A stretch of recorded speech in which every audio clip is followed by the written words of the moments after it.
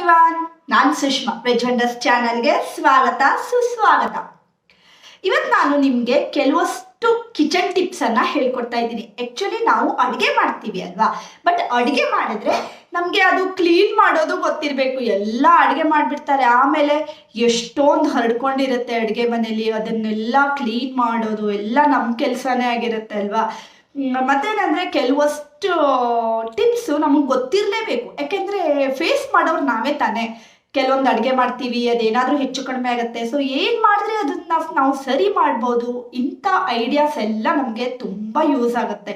So ತುಂಬ ನಾನು ಈ ರೀತಿ ಟಿಪ್ಸನ್ನು ನಿಮ್ಗೆ ಇವತ್ತು ತೋರಿಸ್ಕೊಡ್ತಾ ಇದ್ದೀನಿ, ತುಂಬ ಹೆಲ್ಪ್ ಆಗುತ್ತೆ. ಆ್ಯಕ್ಚುಲಿ ನಿಮಗೆ ಡೈಲಿ ಲೈಫಲ್ಲಿ ಯೂಸ್ ಆಗುವಂಥ ಟಿಪ್ಸನ್ನೇ ನಾನು ನಿಮಗೆ ಇವತ್ತಿನ ವಿಡಿಯೋದಲ್ಲಿ ತೋರಿಸ್ಕೊಡ್ತಾ ಇದ್ದೀನಿ. ಕೆಲವೊಂದು ಸರಿ ಪಲ್ಯ ಮಾಡ್ತೀವಿ, ನೀರು ಹೆಚ್ಚಾಗಿಬಿಡುತ್ತೆ. ಬಿಗಿನರ್ಸ್ ಆಗಿದ್ದರೆ ಅವ್ರಿಗೆ ಎಷ್ಟು ನೀರು ಹಾಕಬೇಕು ಅಂತ ಗೊತ್ತಿರಲ್ಲ. ಸೊ ಆ ರೀತಿ ಟಿಪ್ಸು. ಮತ್ತು ಇನ್ನೂ ಕೆಲವೊಂದು ಸರಿ ಅಂತೂ ನಾವು ಹಾಲು ಇಟ್ಟಿರ್ತೀವಿ ಕಾಯೋದಕ್ಕೆ ಅಂತ, ಬೇರೆ ಏನೋ ಅರ್ಜೆಂಟ್ ಇರುತ್ತೆ ಅಥವಾ ಫೋನ್ ಬಂದಿರುತ್ತೆ. ಮೇನ್ ಅಂದರೆ ಫೋನಲ್ಲಿ ಮಾತಾಡ್ತಾ ಇರ್ತೀವಿ, ಅಡುಗೆ ಮನೆ ಬರೋಷ್ಟರಲ್ಲಿ ಫುಲ್ ಎಲ್ಲ ಕಡೆ ಹಾಲು ಚಲ್ಕೊಂಡಿರುತ್ತೆ ಅಲ್ವಾ. ಇಂಥದ್ದನ್ನು ಯೂಸ್ವಲ್ ಆಗಿ ಎಲ್ಲರೂ ನಾವು ಫೇಸ್ ಮಾಡ್ತೀವಿ.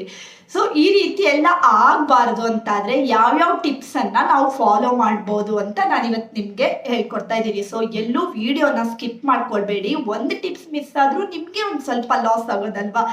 ಸೊ ಅದಕ್ಕೋಸ್ಕರ ನೀವು ಎಂಡ್ವರೆಗೂ ವಿಡಿಯೋನ ನೋಡ್ಕೊಳ್ಳಿ, ಎಲ್ಲ ಟಿಪ್ಸನ್ನು ಫಾಲೋ ಮಾಡಿ. ಯಾವ್ದು ಚೆನ್ನಾಗಿತ್ತು ಅಂತ ಕಮೆಂಟ್ ಬಾಕ್ಸ್ನಲ್ಲಿ ಕಮೆಂಟ್ ಮಾಡಿ. ಹಾಗಾದರೆ ಏನೇನು ಟಿಪ್ಸ್ ಇದೆ ಅಂತ ನೋಡೋಣ, ಸ್ಟಾರ್ಟ್ ಮಾಡೋಣ. ಟಿಪ್ ನಂಬರ್ 1 ನೋಡಿ, ಕೆಲವೊಂದು ಸರಿ ಏನಾಗುತ್ತೆ, ಮಿಕ್ಸರ್ ಜಾರು ಮೊಂಡಾಗ್ಬಿಡುತ್ತೆ ಅಲ್ವಾ. ಅದರ ಬ್ಲೇಡ್ ಏನಿರುತ್ತೆ ಅದು ಮೊಂಡಾಗ್ಬಿಡುತ್ತೆ. ನೀವು ಏನೇ ಹಾಕಿದ್ರು ರುಬ್ಕೊಂಡ್ರು ಅದು ನೈಸ್ ಆಗೋದೇ ಇಲ್ಲ. ಸೊ ಮನೆಯಲ್ಲೇ ನೀವು ಇದಕ್ಕೆ ಏನು ಮಾಡಬೇಕು ಅಂದರೆ, ಉಪ್ಪನ್ನು ಹಾಕಿ, ಕಲ್ಲುಪ್ಪಾದರೂ ಸರಿ ಅಥವಾ ಬೇರೆ ವೈಟ್ ಸಾಲ್ಟ್ ಆದರೂ ಸರಿ, ಅದನ್ನು ಹಾಕಿ ಒಂದೆರಡು ಸಾರಿ ಮಿಕ್ಸರ್ಗೆ ಹಾಕಿ ತಿರುಗಿಸ್ಕೊಂಡ್ಬಿಟ್ರೆ ನೋಡಿ ಎಷ್ಟು ಸೂಪರ್ ಆಗುತ್ತೆ ಗೊತ್ತಾ. ಬ್ಲೇಡ್ ನೀವು ಪೇಟೆಗೆ ಕೊಟ್ಟು ಸರಿ ಮಾಡಿಸಿದಿರೇನೋ ಅಂತ ಅನಿಸುತ್ತೆ, ಅಷ್ಟು ಚೆನ್ನಾಗಿ ಅದು ಶಾರ್ಪ್ ಆಗುತ್ತೆ. ನೀವು ಏನೇ ಹಾಕಿ ರುಬ್ಕೊಂಡ್ರು ತುಂಬ ಬೇಗ ನೈಸ್ ಆಗುತ್ತೆ.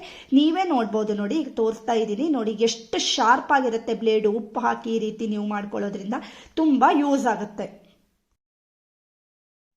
ಈಗ ಟಿಪ್ ನಂಬರ್ 2 ನೋಡಿ, ನೀವು ಹಾಲನ್ನು ಕಾಯೋಕೆ ಇಟ್ಕೋತೀರಿ. ಡೈಲಿ ನಾವು ಹಾಲು ತೊಗೋತೀವಿ, ಅದನ್ನು ಕಾಯೋಕೆ ಇಟ್ಕೋತೀವಿ, ಅದು ಉಕ್ಕುತ್ತೆ, ಅದನ್ನು ಕ್ಲೀನ್ ಮಾಡ್ತೀವಿ. ಇದು ಎಲ್ಲರ ಮನೆ ಪ್ರಾಬ್ಲಮ್ ಅಲ್ವಾ. ನೀವು ಈ ರೀತಿ ನೋಡಿ, ಅದು ಫುಲ್ ಕಾದ್ ಆದಮೇಲೆ ಕೆನೆ ಆಗಬೇಕು ಅಂತ ಹಾಗೆ ಇಟ್ಟಾಗ ಒಂದು ವುಡನ್ ಸ್ಟಿಕ್ಕನ್ನು ನೀವು ಇದ್ರ ಮೇಲ್ಗಡೆ ಹೀಗೆ ಇಟ್ಕೊಂಡು ಸಿಮ್ಮಲ್ಲಿ ಇಟ್ಕೊಳ್ಳೋದ್ರಿಂದ ಹಾಲು ಉಕ್ಕೋದಿಲ್ಲ. ಇದು ವೆರಿ ಯೂಸ್ಫುಲ್ ಟಿಪ್ಪು. ಖಂಡಿತ ನೀವು ಇದನ್ನೊಂದ್ಸರಿ ಟ್ರೈ ಮಾಡಿ. ಇದನ್ನು ಈ ರೀತಿ ಮಾಡಿಟ್ಟು ನೀವು ಫೋನಲ್ಲಿ ಮಾತಾಡೋದಕ್ಕೆ ಹೋಗಿ ಏನು ಪ್ರಾಬ್ಲಮ್ ಇಲ್ಲ. ಟಿಪ್ ನಂಬರ್ 3 ಮಿರ್ಚಿ ಬಜಿನ ನಾವು ಮಾಡ್ತೀವಿ, ಅದು ಖಾರ ಆಗಬಾರ್ದು, ಹಾಗಂತ ಗರಿ ಗರಿ ಆಗಿರಬೇಕು, ಎಲ್ಲ ಸರಿ ಅಲ್ವಾ. ಹಾಗೆ ಮಾಡಬೇಕು ಅಂತಾದರೆ ಈ ಟಿಪ್ಪನ್ನು ಫಾಲೋ ಮಾಡಿ.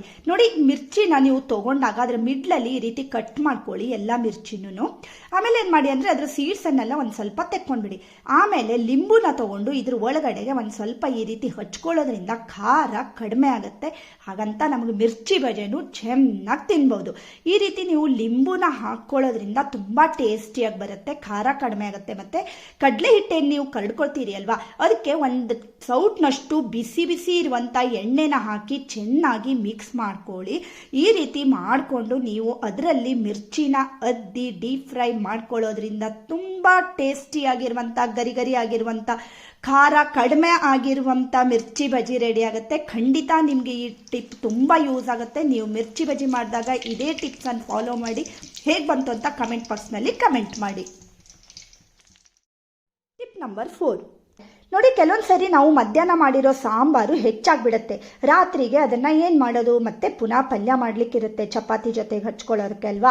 ಸೊ ಏನು ಮಾಡಿ ಅಂತಂದರೆ, ಈ ಹೆಚ್ಚಾಗಿರೋ ಸಾಂಬಾರನ್ನು ನೀವು ಯೂಸ್ ಮಾಡ್ಕೊಳ್ಬೋದು. ಇದು ಎಲ್ರಿಗೂ ಯೂಸ್ ಆಗುವಂಥ ಟಿಪ್ ಆ್ಯಕ್ಚುಲಿ. ನೋಡಿ, ಈರುಳ್ಳಿ, ಟೊಮೆಟೊ, ಕ್ಯಾಪ್ಸಿಕಮ್, ಹಸಿಮೆಣಸಿನ್ಕಾಯಿ ಎಲ್ಲ ಹಾಕಿ ಒಗ್ಗರಣೆ ಮಾಡಿ ಈ ರೀತಿ ಚೆನ್ನಾಗಿ ಫ್ರೈ ಮಾಡ್ಕೊಳ್ಬೇಕು. ನಿಮ್ಗೆ ಇದಕ್ಕೆ ಬೇರೆ ವೆಜಿಟೇಬಲ್ಸ್ ಬೇಕು ಅಂದ್ರೂ ಹಾಕ್ಕೊಳ್ಬೋದು. ಒಂದು ಸ್ವಲ್ಪ ಗರಂ ಮಸಾಲ ಪೌಡರನ್ನು ಹಾಕ್ಕೊಳ್ಳಿ, ಮತ್ತು ಇದನ್ನು ಕೂಡ ಚೆನ್ನಾಗಿ ಮಿಕ್ಸ್ ಮಾಡ್ಕೊಳ್ಳಿ. ಇದಕ್ಕೆ 1 ಒಂದು ಇಂಗ್ರೀಡಿಯೆಂಟನ್ನು ನೀವು ಆ್ಯಡ್ ಮಾಡ್ಕೊಳ್ಳೋದ್ರಿಂದ ಸಖತ್ ಟೇಸ್ಟಿಯಾಗಿರುವಂಥ ಬಾಜಿನ ನೀವು ರೆಡಿ ಮಾಡ್ಕೊಳ್ಬೋದು. ಒಂದು ಚಮಚ ಕಡಲೆ ಹಿಟ್ಟಿಗೆ ಒಂದು ಸ್ವಲ್ಪ ನೀರು ಹಾಕಿ ಕಾಳು ಇರದೇ ಇರೋ ಥರ, ಲಂಪ್ಸ್ ಆಗದೆ ಇರೋ ಥರ ಚೆನ್ನಾಗಿ ಮಿಕ್ಸ್ ಮಾಡಿಕೊಂಡು ಈ ಕಡಲೆ ಹಿಟ್ಟನ್ನು ಈ ಈರುಳ್ಳಿ ಮತ್ತು ಟೊಮೆಟೊ ಮಿಶ್ರಣ ಇದೆ ಅಲ್ವಾ ಅದಕ್ಕೆ ಹಾಕ್ಕೊಂಡು ಇದ್ರ ಚೆನ್ನಾಗಿ ಮಿಕ್ಸ್ ಮಾಡ್ಕೊಳ್ಳಿ. ಈ ರೀತಿ ಮಿಕ್ಸ್ ಮಾಡಿಕೊಂಡು ಅದು ಒಂದು 5 ನಿಮಿಷ ಸಿಮ್ಮಲ್ಲಿ ಇದನ್ನು ಫ್ರೈ ಮಾಡ್ಕೊಳ್ಬೇಕಾಗತ್ತೆ. ಈ ರೀತಿ ಮಾಡಿಕೊಂಡ್ರೆ ಹಸಿ ಸ್ಮೆಲ್ ಹೋಗಿಬಿಡುತ್ತೆ. ಹಾಗೆ ನೋಡಿ ಉಳಿದಿರೋ ಸಾಂಬಾರನ್ನು ಹಾಕಿ ಚೆನ್ನಾಗಿ ಮಿಕ್ಸ್ ಮಾಡ್ಕೊಂಡು ಮೇಲಿಂದ ಒಂದು ಸ್ವಲ್ಪ ಕೊತ್ತಂಬರಿ ಸೊಪ್ಪು ಅಥವಾ ಕಸೂರಿ ಮೇಥಿ ಒಂದು ಸ್ವಲ್ಪ ನೀರನ್ನು ಹಾಕಿ ಮಿಕ್ಸ್ ಮಾಡ್ಕೊಳ್ಳಿ. ನೋಡಿ ಸಖತ್ ಟೇಸ್ಟಿಯಾಗಿರುವಂಥ ಗ್ರೇವಿ ಈಗ ಚಪಾತಿ ಜೊತೆಗೆ ರೆಡಿ ಆಯಿತು. ಖಂಡಿತ ಇದು ಎಲ್ರಿಗೂ ಯೂಸ್ ಆಗುತ್ತೆ. ಎಲ್ಲರ ಮನೆಯಲ್ಲೂ ಸಾಂಬಾರು ಹೆಚ್ಚಾಗೇ ಆಗುತ್ತೆ. ವೆರಿ ಯೂಸ್ಫುಲ್ ಟಿಪ್ಪು, ನೀವು ಯೂಸ್ ಮಾಡ್ಕೊಳ್ಳಿ. ಟಿಪ್ ನಂಬರ್ 5 ನೋಡಿ, ಈ ರೀತಿ ಚಳಿಗಂತೂ ನಮಗೆ ಸೂಪ್ ಬೇಕೇ ಬೇಕಾಗತ್ತೆ ಅಲ್ವಾ.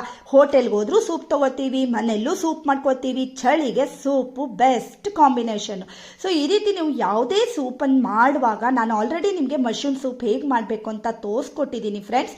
ಬೇಕು ಅಂದರೆ ಅಲ್ಲಿ ಫುಲ್ ಡೀಟೇಲ್ ಆಗಿದೆ, ನೋಡ್ಕೊಳ್ಬೋದು. ಈ ಸೂಪ್ಗೆ ನೀವು ತೆಳು ಆಗಿಬಿಡ್ತು ಅಂತಾದರೆ 1-2 ಸ್ಪೂನ್ನಷ್ಟು ಕಾರ್ನ್ಫ್ಲೋರನ್ನು ಹಾಕಿ ಅದಕ್ಕೆ ಒಂದು ಸ್ವಲ್ಪ ನೀರನ್ನು ಹಾಕಿ ಚೆನ್ನಾಗಿ ಮಿಕ್ಸ್ ಮಾಡಿಕೊಂಡು ಸೂಪಿಗೆ ಆ್ಯಡ್ ಮಾಡ್ಕೊಳ್ಳೋದ್ರಿಂದ ನಿಮಗೆ ಸ್ವಲ್ಪ ಥಿಕ್ ಆಗಿರುವಂಥ ಸೂಪು ರೆಡಿ ಆಗುತ್ತೆ. ಇಲ್ಲ ಅಂದರೆ ಸ್ವಲ್ಪ ಕ್ಲಿಯರ್ ಸೂಪ್ ಥರ ಆಗುತ್ತೆ, ಅಂದರೆ ನೀರು ಥರ ಸೂಪ್ ಆಗುತ್ತೆ. ನೀವು ಕಾರ್ನ್ಫ್ಲೋರನ್ನು ನೀರಲ್ಲಿ ಮಿಕ್ಸ್ ಮಾಡಿ ಹಾಕ್ಕೊಳ್ಳೋದ್ರಿಂದ ಸೂಪು ಸ್ವಲ್ಪ ಥಿಕ್ಕಾಗಿ ತುಂಬ ಟೇಸ್ಟಿಯಾಗಿ ಬರುತ್ತೆ. ಟಿಪ್ ನಂಬರ್ 6 ನಮಗೆ ಬೇಗ ಪಲ್ಯ ರೆಡಿ ಆಗಬೇಕು ಅಂದರೆ ನಾವು ಕುಕ್ಕರ್ನಲ್ಲಿ ಮಾಡಬೇಕು. ಮತ್ತು ಕುಕ್ಕರ್ನಲ್ಲಿ ಮಾಡೋದಿದ್ರೆ ನಿಮಗೆ ನೀರು ಎಷ್ಟು ಹಾಕಬೇಕು ಅಂತ ಗೊತ್ತಾಗ್ತಾ ಇಲ್ಲ, ನೀವು ಬಿಗಿನರ್ಸು, ಇನ್ನೂ ಈಗಷ್ಟೇ ಅಡುಗೆ ಮಾಡೋದಕ್ಕೆ ಕಲ್ತಿದ್ದೀರಾ ಅಂತ ಆದರೆ ಒಂದು ಟಿಪ್ಪನ್ನು ನೆನಪಿನಲ್ಲಿ ಇಟ್ಕೊಳ್ಳಿ.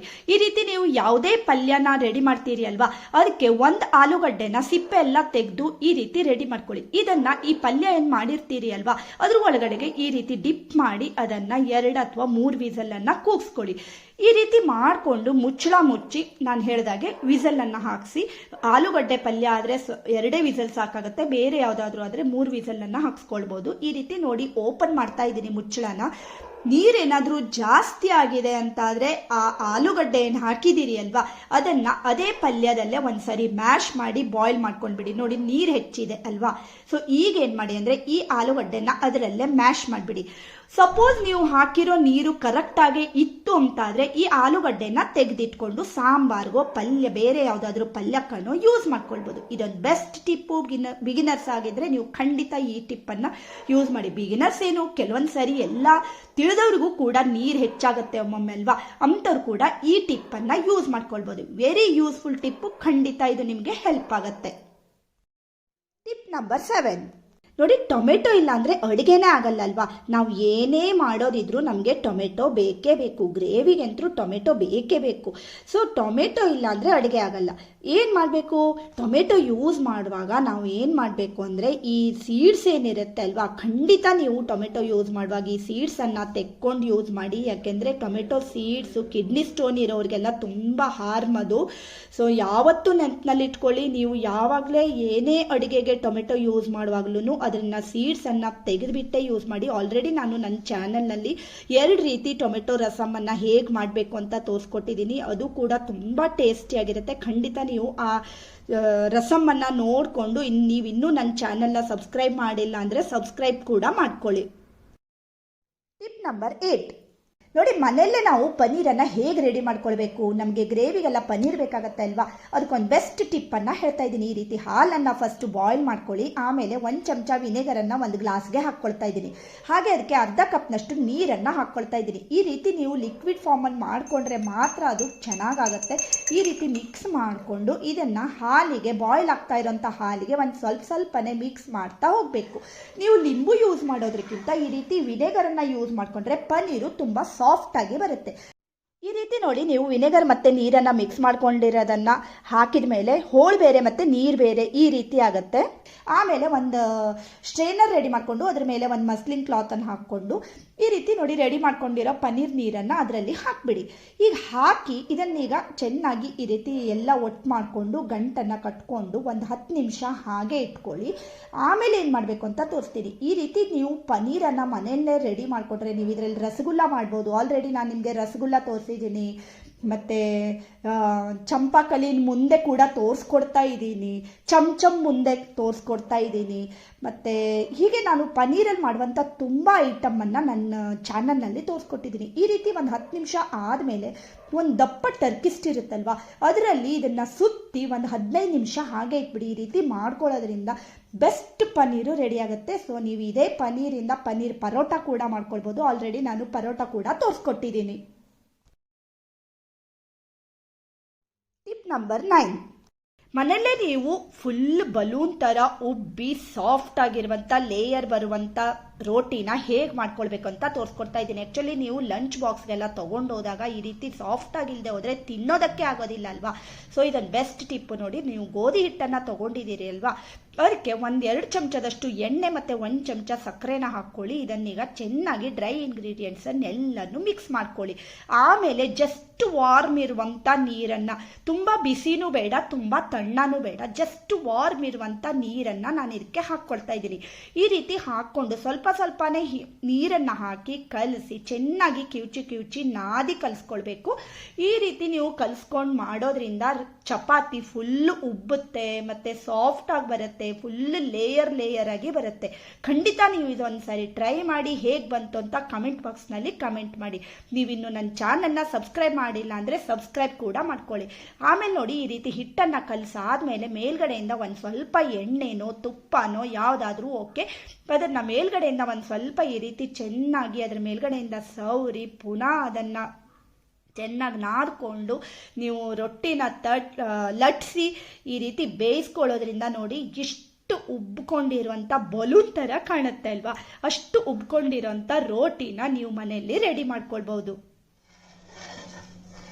ಟಿಪ್ ನಂಬರ್ 10, ನಾವು ಹಾಲ್ಬಾಯನ್ನು ಮಾಡ್ತಾ ಇರ್ತೀವಿ ಅಲ್ವಾ. ಆ್ಯಕ್ಚುಲಿ ಹಾಲ್ಬಾಯಿ ಯಾವುದೇ ರೀತಿಯಿಂದಲೂ ನಮ್ಮ ಆರೋಗ್ಯಕ್ಕೆ ಹಾರ್ಮ್ ಇಲ್ಲ. ಸ್ವೀಟ್ ತಿಂದ್ರೂ ಹಾರ್ಮ್ ಇಲ್ಲ ಅಂತಲೇ ಹೇಳ್ಬೋದು. ಯಾಕೆಂದರೆ ಬೆಲ್ಲ ಹಾಕಿ ಮಾಡಿರ್ತೀವಿ ಮತ್ತು ಯೂಸ್ ಮಾಡೋದು ಅಕ್ಕಿ ಮತ್ತು ಬೆಲ್ಲ ಅಲ್ವಾ. ಸೊ ಈ ರೀತಿ ನೀವು ಹಾಲ್ಬಾಯನ್ನು ಮಾಡ್ಕೊಳ್ತಾ ಇರುವಾಗ ನಿಮಗೆ ಹದ ಗೊತ್ತಾಗಬೇಕಲ್ವಾ.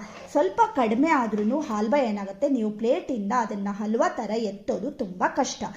ಸೊ ಏನು ಮಾಡಬೇಕು ಅಂತಂದರೆ, ಈ ರೀತಿ ನೀವು 10-12 ನಿಮಿಷ ನೀವು ಚೆನ್ನಾಗಿ ಈ ರೀತಿ ಕಾಸ್ಕೊಳ್ತೀರಿ ಅಲ್ವಾ, ಹದ ನೋಡೋ ಒಂದು ಟಿಪ್ಪನ್ನು ಹೇಳ್ತೀನಿ ಕೇಳಿ ಫ್ರೆಂಡ್ಸ್.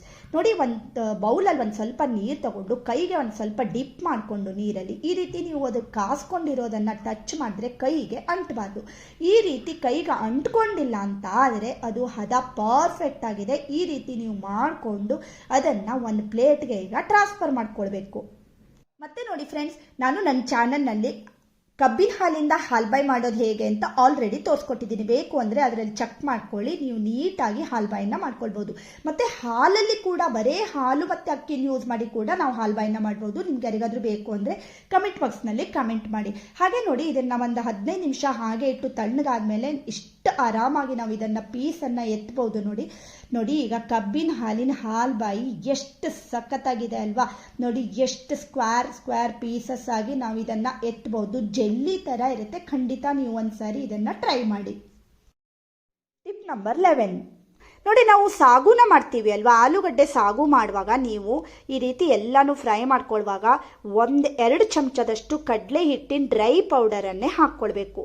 ಮತ್ತು ಒಂದು ಸ್ವಲ್ಪ ಅದ್ರ ಜೊತೆಗೇನೆ ಕರಿಬೇವಿನ ಸೊಪ್ಪು ಮತ್ತು ಒಂದು ಸ್ವಲ್ಪ ಅರಿಶಿನ ಒಟ್ಟಿಗೆ ಹಾಕಿ ನೀವು ಇದೇ ಒಗ್ಗರಣೆಯಲ್ಲಿ, ಅಂದರೆ ಈರುಳ್ಳಿ ಮತ್ತು ಟೊಮೆಟೊ, ಹಸಿಮೆಣಸಿನ್ಕಾಯಿ ಮತ್ತು ಹಸಿ ಬಟಾಣಿ ಎಲ್ಲ ಹಾಕ್ಕೊಂಡಿರ್ತೀರಿ ಅಲ್ವಾ, ಅದನ್ನೆಲ್ಲ ಫ್ರೈ ಮಾಡ್ಕೊಂಡಿರುವಾಗಲೇ ಅದ್ರ ಜೊತೆಗೆ ಕಡಲೆ ಹಿಟ್ಟಿನ ಪುಡಿ ಮತ್ತು ಕೊತ್ತಂಬರಿ ಸೊಪ್ಪನ್ನೆಲ್ಲ ಹಾಕ್ಕೊಂಡು ಫ್ರೈ ಮಾಡ್ಕೊಳ್ಳೋದ್ರಿಂದ ಕಡಲೆ ಹಿಟ್ಟಿನ ಹಸಿ ಸ್ಮೆಲ್ಲು ಇರೋದಿಲ್ಲ.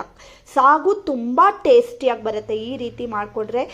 ಮತ್ತು ಪೂರಿ ಜೊತೆ ಸಾಗು ಒಳ್ಳೆ ಕಾಂಬಿನೇಷನ್ ಅಲ್ವಾ. ಈ ರೀತಿ ಒಂದು 5 ನಿಮಿಷ ಫ್ರೈ ಮಾಡ್ಕೊಂಡು ಆದಮೇಲೆ ನೋಡಿ, ನಾನು ನೀರನ್ನು ಹಾಕ್ಕೊಳ್ತಾ ಇದ್ದೀನಿ.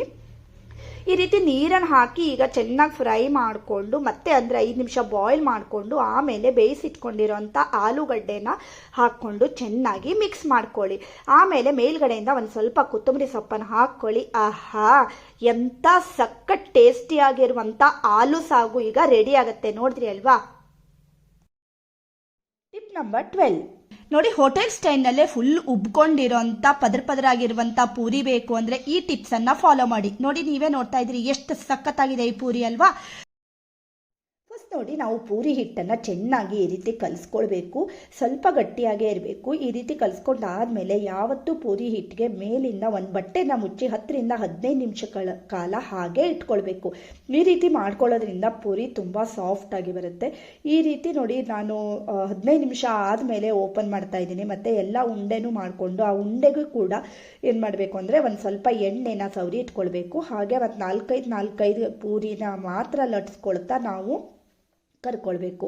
ಉಳಿದಿರೋ ಹಿಟ್ಟನ್ನು ಪುನಃ ನೀವು ಅದೇ ಬೌಲಲ್ಲಿಟ್ಟು ಮುಚ್ಚಳ ಮುಚ್ಚಿ ಇಡಬೇಕು. ಮತ್ತು ನೋಡಿ ಮೇಲ್ಗಡೆಯಿಂದ ಒಂದು ಸೌಟಿಂದ ಎಣ್ಣೆನ ಈ ರೀತಿ ನೀವು ಹಾಕ್ಕೊಳ್ಳೋದ್ರಿಂದ ತುಂಬ ಅಂದರೆ ಫುಲ್ ಗುಳ್ಳೆ ಗುಳ್ಳೆ ಇರೋ ಥರ ಪೂರಿ ರೆಡಿ ಆಗುತ್ತೆ. ತುಂಬ ಟೇಸ್ಟಿಯಾಗಿ ಬರುತ್ತೆ. ಒಳಗಡೆ ಕೂಡ ಫುಲ್ ಪದರಾಗಿ ಬರುತ್ತೆ.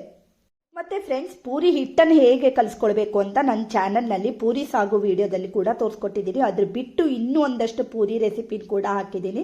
ಸೊ ಬೇಕು ಅಂದರೆ ಅಲ್ಲಿ ಚೆಕ್ ಮಾಡ್ಕೊಳ್ಳಿ. ಈ ರೀತಿ ಸಾಫ್ಟ್ ಆಗಿರುವಂಥ ಪೂರಿನ ನೀವು ಕೂಡ ರೆಡಿ ಮಾಡ್ಕೊಳ್ಬೋದು. ಫ್ರೆಂಡ್ಸ್, ಎಲ್ಲ ಕಿಚನ್ ಟಿಪ್ಸನ್ನು ನೋಡ್ಕೊಂಡು ಬಂದ್ರಿ. ಹೇಗನ್ನಿಸ್ತು? ಚೆನ್ನಾಗಿದೆಯಾ ಕಿಚನ್ ಟಿಪ್ಸು? ನಿಮಗೂ ಯೂಸ್ ಆಗುತ್ತೆ ಅಂತ ಅನ್ನಿಸ್ತಾ? ಹಾಗೇನಾದರೂ ಇದ್ದರೆ ಕಮೆಂಟ್ ಬಾಕ್ಸ್ನಲ್ಲಿ ಕಮೆಂಟ್ ಮಾಡಿ. ಹಾಗೆ ನೀವೇನಾದರೂ ಫಸ್ಟ್ ಟೈಮ್ ನನ್ನ ಚಾನೆಲ್ನ ನೋಡ್ತಾ ಇದ್ದರೆ ಸಬ್ಸ್ಕ್ರೈಬ್ ಮಾಡ್ಕೊಳ್ಳಿ. ಇನ್ನೂ ಮುಂದೆ ಒಳ್ಳೆ ಇನ್ನೂ ಸಖತ್ ಟಿಪ್ಸ್ ಇರೋಂಥ ರೆಸಿಪಿನ ಎಲ್ಲ ನಾನು ನಿಮ್ಮ ಜೊತೆ ಶೇರ್ ಮಾಡ್ತಾ ಇದ್ದೀನಿ. ಸೊ ನೀವು ಯಾರೂ ಮಿಸ್ ಮಾಡ್ಕೊಳ್ಬೇಡಿ. ಹಾಗೆ ನಿಮ್ಮ ಫ್ರೆಂಡ್ಸ್ಗೂ ಎಲ್ಲ ಶೇರ್ ಮಾಡಿ. ಇವತ್ತಿನ ವಿಡಿಯೋ ಇಷ್ಟ ಆದರೆ ಲೈಕ್ ಮಾಡಿ, ಶೇರ್ ಮಾಡಿ ಮತ್ತು ಸಬ್ಸ್ಕ್ರೈಬ್ ಮಾಡಿ. Thank you for watching.